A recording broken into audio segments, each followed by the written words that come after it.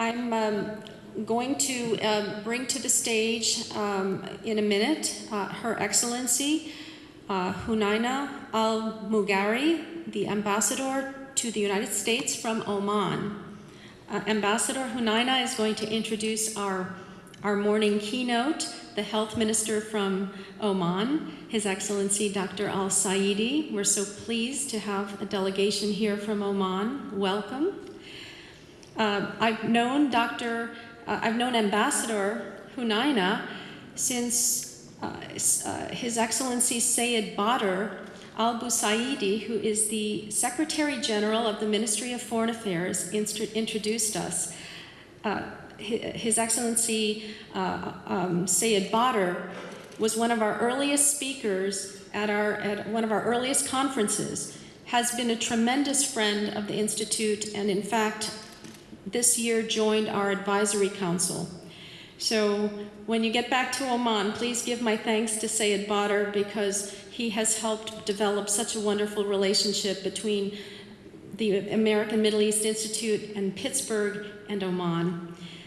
And I'm proud to say I'm an honorary consul of Oman in Pittsburgh. Ambassador Al-Mugari is a tremendously effective ambassador for Oman in Washington. She worked so hard to get the Oman Free Trade Agreement passed in Congress, and it is we now, as the United States and Oman, have a free trade agreement with Oman, which confers all kinds of benefits for companies that wish to do business in the Middle East. You can use Oman as a base.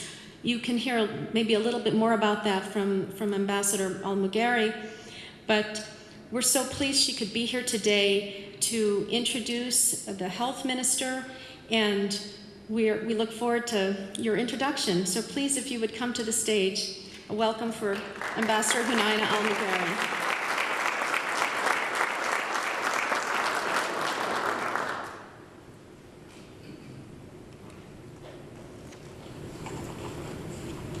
Good morning, ladies and gentlemen. Your Excellencies, distinguished guests, ladies and gentlemen. It's a great pleasure for me to be here this morning. Simin, thank you very much for your generous introduction. I would like to offer my sincere thanks to our hosts, the presenters and the organizers of this conference, the sponsors, and not to forget for the second time to mention Simin, who has really worked very hard to make this morning possible, and her team for the whole event. It's a pleasure to be back here in Pittsburgh. This is my 8th conference. I have been a part of this organization since it first started 8 years ago. Oman has a long association with Pittsburgh and the American Institute. Over a year, a number of delegations from Oman have come to Pittsburgh. Likewise, Oman has also hosted many delegations from Pittsburgh. During these visits, meetings between officials were held to explore various areas of mutual interest, including education, health, environment, technology, and other fields. I hope we'll see many productive partnerships between Oman and Pittsburgh in the coming years and maintain this long and lasting friendship.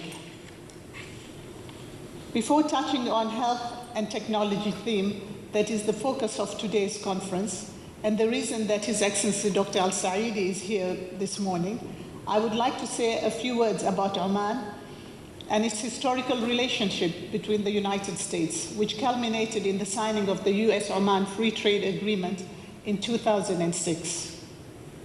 In one very important sense, the first step on Oman's path to the free trade agreement with the United States dates right back to 1833, when Oman was one of the first few countries from the Middle East to sign a treaty of amity and commerce with the United States. So our relationship goes back since 1833. When I was appointed ambassador to the United States, I had the privilege to work directly on the Oman-US Free Trade Agreement. This agreement represents a significant milestone on Oman's US relationship. The free trade agreement has contributed to Oman's economic diversification and modernization program. It has also opened up new opportunities and expansions for US business through bilateral trade and new investments. Since the implementation of the free trade agreement, Oman exports to the US have increased by 60%, and US exports to Oman have increased by 26%. 34 new companies have registered in Oman since 2009, accounting for nearly 50% of the total registered US companies since 1982. The Oman-US Free Trade Agreement has been a win-win for bilateral trade, creating new economic opportunities for both our countries, as more and more Oman and US companies continue to leverage and enjoy the benefits of the Free Trade Agreement. Oman is currently the US's 73rd largest goods trading partner, with $2.5 billion in total goods trading during 2013. Goods export total $1.5 billion US dollars, and goods imports total $1 billion US dollars. I applaud the United States for its interests and efforts to promote free and fair trade relations with my country. In this case, through a bilateral free trade agreement, such agreements foster so much more than just increased trade and investment. That is just a stone thrown in the pond. The ripple effects that such agreements have on societies are profound and long-lasting. The conference themes are health and technology, and I'm aware of the large and cutting-edge health sector here in Pittsburgh.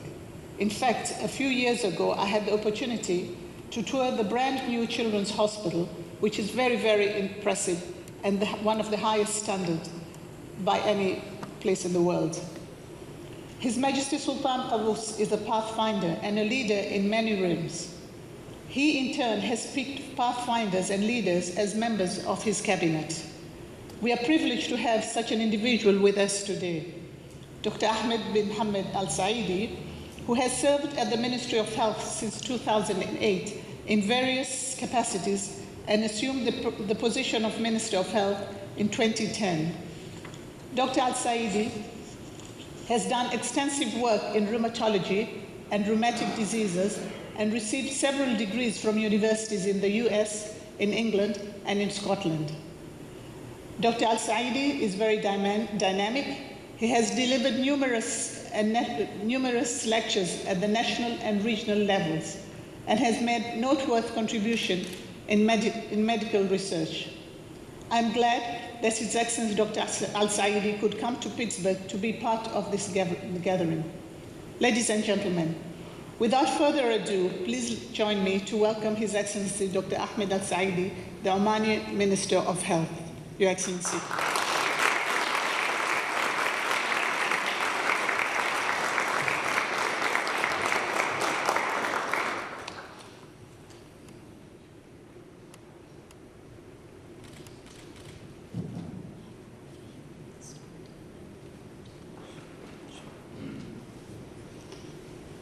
Dear colleagues, friends, Your Excellencies, ladies and gentlemen, it's a great pleasure and privilege to be here with you this morning, and thanks to Simin and her team and the sponsors for organizing such a wonderful conference.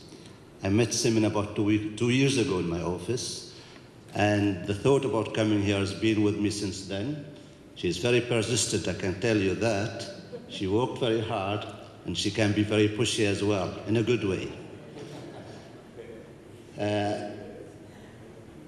And this coming here has been actually, as I said, in my agenda since I met Simin, and I'm very glad at last we've made it.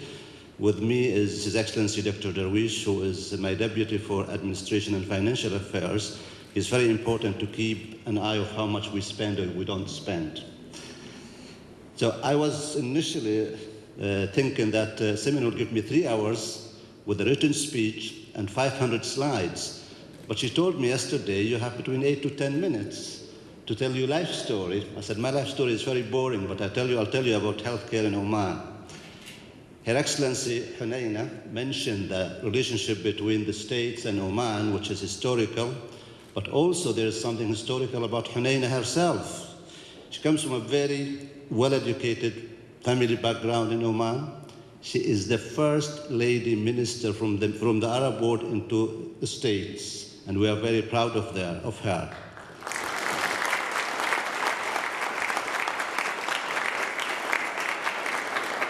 Just to add to that, and for those unfortunately, none of them here, but for those of people who think that in the Middle East, or in Oman at least, women are treated differently, or unfortunately, in certain cases, not given their chances. Hunaina's sister, Her Excellency, is Oman ambassador to the United Nations as well. So that's an example of how Oman functions under the leadership of His Majesty Sultan Qaboos. I'll go to healthcare system. A functioning healthcare system is very important. It leads to improvement in people's health. It provides social protection from poverty. It also adds to economic growth. For this, you need few items. You need political stability, committed leadership, sustained economic growth. And if all these factors are there, you are almost guaranteed to have what all of us aim for, universal health coverage for your citizens.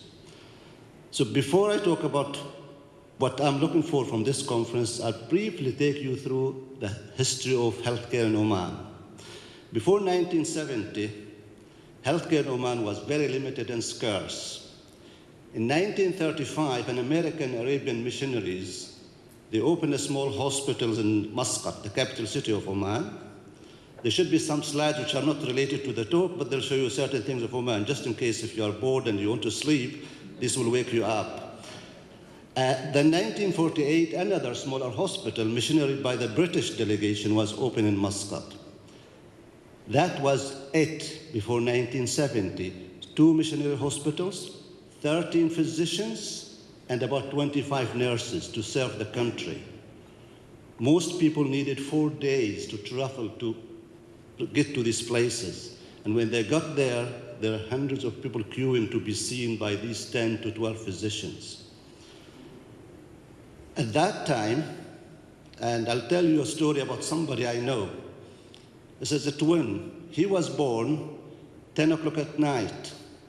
His twin brother was born 14 hours later. No hospitals, no painkillers, no midwives. The 3 of them lucky. He survived, his mother survived, and his twin brother survived. At that time, the chance for this boy to see his first birthday is only 1 in 8, i.e., for those of you who are physicians, the infant death rate in Oman before 1970 was 120 per 1,000. This boy survived that first birthday. The second hurdle was his 5th birthday. He had only 1 in 5 chance to see his 5th birthday at that time, i.e., the child mortality, which Dr. Professor Kress knows more about it than me, was almost 200 deaths per 1,000 live birth, which was one of the largest in the region and worldwide. Also, maternal mortality was very high. So this boy survived the 5th birthday. He had at least 3 or 4 episodes of malaria, which used to be each 1 out of 3 Omanis will have malaria and an episode of malaria in their lifetime. 1 in 20 would have had tuberculosis. This is before 1970. The life expectancy for that child who was born in the 60s, no birth or death record, of course, registration at that time in the country. His life expectancy or her life expectancy at that time was 49 years only. This is before 1970. So that's briefly the history of healthcare in Oman. What happened after His Majesty took over in 1970? On the 22nd of August 1970, there was a royal decree to establish the Ministry of Health. And the role of the Ministry of Health was to establish healthcare system in Oman.